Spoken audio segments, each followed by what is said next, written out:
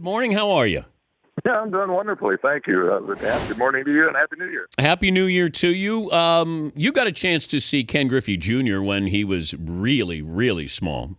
Because when Senior, he would bring him to the ballpark all the time, didn't he? Oh, he was in the locker room all the time. He would steal stuff out of my locker. The things would disappear. I mean, he and his brother would take stuff out of my locker. Craig and him would just take stuff out of the locker. That's why I tweeted him again yesterday. I said, you know what? Either bring that stuff back to the Hall of Fame or I get your ring. I said, it's kind of, I think it's fair play, but gosh, what a fun-loving, good-looking kid. His mother Bertie was such a great influence, and there wasn't a finer gentleman and such a player as his dad. And I'm going to say, and he's still to this day, he's still the best, and as a person and as a teammate.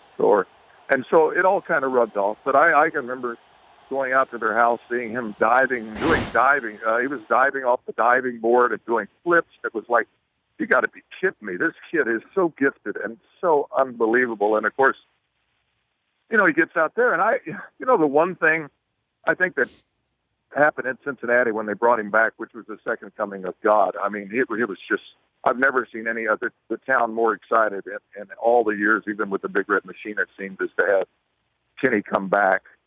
And I don't think Kenny ever wanted to be it. Kenny just loved the game. Kenny just wanted to play baseball, and he was just fun-loving. He's always smiling, always something, always kidding with people. And, just to watch him, even when I did games out for CBS Radio out in Seattle, I'd watch him, and it was just all bending. It was so graceful and fluid, and whichever side of the field he was on, offense or defense, he just thought, you know what, I'll just do what I do, and nobody really ever did it better. At their best, Griffey or Bonds? Griffey. That's a pretty quick answer. Well, I just think with the fact that when I saw Barry, playing and everything else, and I was in awe of his swing. I thought he had mechanic-wise and strength-wise, but as far as grace and everything else and being able to do so many things, I thought I would take Junior. Obviously, I thought they were very close offensively, and that would be hard to choose from. I think Junior's speed gave him the edge on that. Defensively, it speaks for itself. I mean, you see guys like Trout and everybody else that does all the mechanicals and all the acrobatic stuff, and they've learned and they've watched, and I can still at one play where Kenny ran and jumped into the wall with a stiff leg. I can see him going down in Cincinnati with that torn hamstring, and people were trying to bury him, saying, golly, why can't he play? Well, he actually, and nobody would really report it, he tore that hamstring off the bone. And, I mean, it was just awful. And to have the career he had, to watch him, he's one of those guys that I would certainly buy a ticket to go watch every day. He was just that kind of guy. And plus the way he handled it with class and everything else, and so friendly and so happy and enjoyable. And I guess maybe I'm a little bit biased because of Kenny and his dad and his mom, but it was really special. And the numbers proved it, obviously. Everybody else agreed. Where are we headed with Bonds and Clemens? They got a little bump this go-around, Johnny? Well, we're going to a different era now. It's an era thing that these writers are now a little bit more forgiving. I think they're understanding that baseball itself made the mistake when drugs were starting to show up and there wasn't the drug testing, and I think that was, a protection for the Players. The Players Association put it off for a couple of years.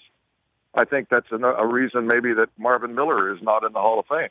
I think that he's looked at as saying, if he would have come in, we would have stopped all the coke, all the marijuana and all the stuff and done all the testing early enough that it may not have led to anything else. It was a very gray area as far as what you can take. I mean, Mark McGwire never took anything illegal as far as baseball, edicts were concerned. But he was probably punished as much as anyone. And then Roger just I asked Roger point blank. I said, Roger, did you take? No, I did not. And do you believe him? It's hard to believe him. Sure, it's hard to believe. I mean, it's bodies change. I remember if you look at Hank Aaron when he came into the league in Milwaukee, He weighed 165 pounds or something like that. In Atlanta, his forearms were bigger than my legs. Would you ever associate Hank with any of that? No. No, of course not. We all grow. Pete Rose was 145, 150 pounds. He was 200. It's just we do grow. We do. We weren't in that situation where we had any weights or any Ibex or Nautilus or anything else in our locker room. We never had that. That was never allowed as far as the free weights, because it would bind you. It would make you too strong across the chest and make you muscle bound and everything else. So we never had that. And then I still think it's the blender era. I think that when guys got enough money to hire their own personal trainer, they got in there and say, I want to work on this. I want this muscles. I want this pack and everything else. Is, well, here, let's put all this powder into your blender, and we'll make protein, and we'll go to GNC, which half the stuff at that time, had HGH in it. And they would do it, and then they'd say, well, how come he's bigger than I am? Yeah. Well, he's taking a couple of creams, and he's doing a couple of shots. Well, can I get those? And all of a sudden, you're hitting 15 home runs, and the next year you're hitting 50, and you're getting 13 to 15 million. Would you have voted? The guys who took it. Would you have voted for Bonds or Clemens yesterday? Yeah. Both. I would. No? I mean, I think their careers, even before they were doing it, and, it takes a long time to make a career, but even before those things were done, they were Hall of Famers, before they even association or even in the suspicion of that. I think we're at that point now where we understand that, guys are always trying to get ahead. Everything's kind of performance enhancing as far as whatever we do in the clubhouse now. I've been totally against it. I think you look at it on a broader basis and say, okay, guys, this is, have we gone far enough with this? These guys, in a lot of ways, Sosa and McGwire saved baseball.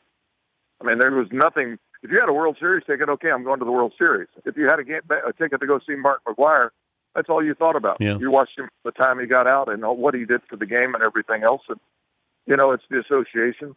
I just wish, at some point they said, Alex Rodriguez admitted it, and Pettit admitted it a little.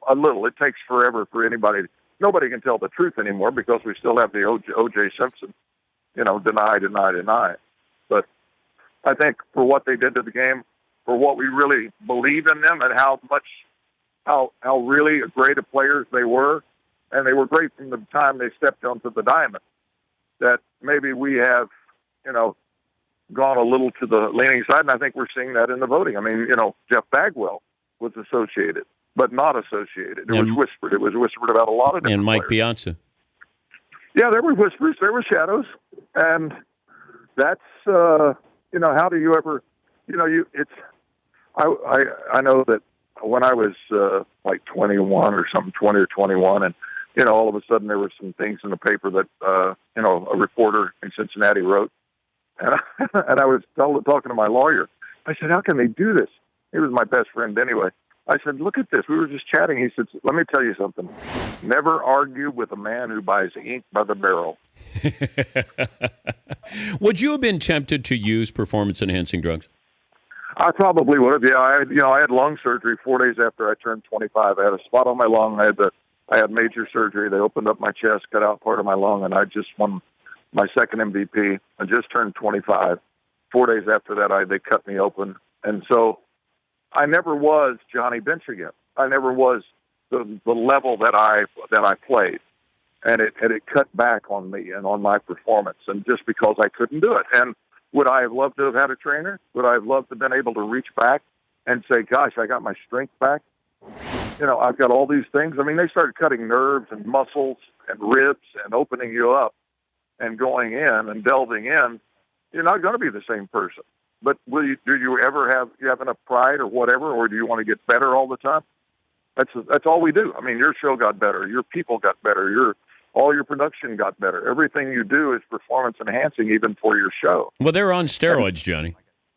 Well, everybody see that. I mean, if you watch this simulcast, which I do a lot, I can tell a couple of guys they're really, I don't know. I'm not sure what they'll do with testing. It's always great to catch up with you. Thank you, my friend. I hope you're healthy. and we'll. I had shoulder surgery. They took out 30 chips out of my shoulder. One of them was the size of a quarter and twice as thick. And I now have the distinction of they had to reattach the bicep and everything else. I have the distinction of having the worst shoulder they've ever done. So can I have one of those chips for the man cave to put on display? You know what? I got it. You got it. You know what? That's right. I've got some bobbleheads. I keep seeing all the bobbleheads up there. I don't know if I've seen a bobblehead up there. I got a bobblehead. I got your bobblehead. Yeah. Well, all I see is Bobby Knight, so I know.